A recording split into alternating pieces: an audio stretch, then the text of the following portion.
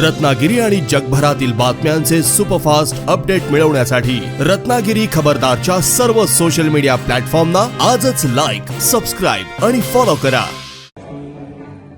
रत्नागिरीच्या सांस्कृतिक वैभवाचा आणि परंपरेचा सोहळा म्हणजेच शिमगोत्सव आजपासून मोठ्या उत्साहात सुरू होत आहे।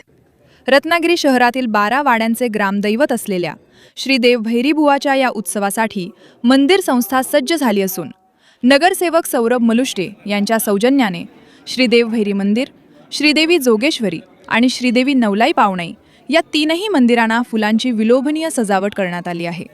उत्सवाची खरी रंगत आज रात्री 12 वाजता वाढेल, जेव्हा श्रीदेव भैरीची पालखी वाजत गाजत श्रीदेवी जोगेश्वरीच्या भेटीला निघेल।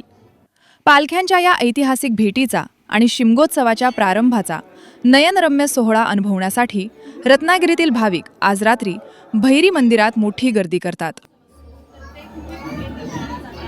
हा रत्नागिरीचा शिमगा उत्सव हा कालभैरव म्हणून हा पालखीमध्ये जो भैरीदेव आपला सजला जातो, हा शिमगा उत्सव म्हणजे आई जोगेश्वरी त्याची जी पत्नी आहे झाडगावमध्ये तिचा शिमगा उत्सव आहे हा।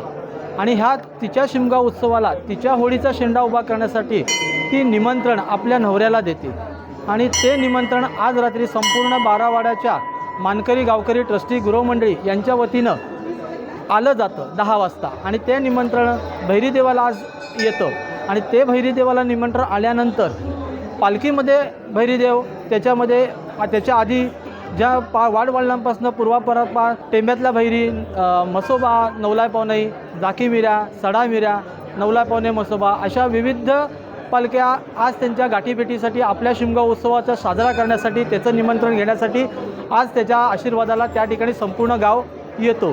जनशक्तीचा बुलंद आवाज म्हणजेच रत्नागिरी खबरदार।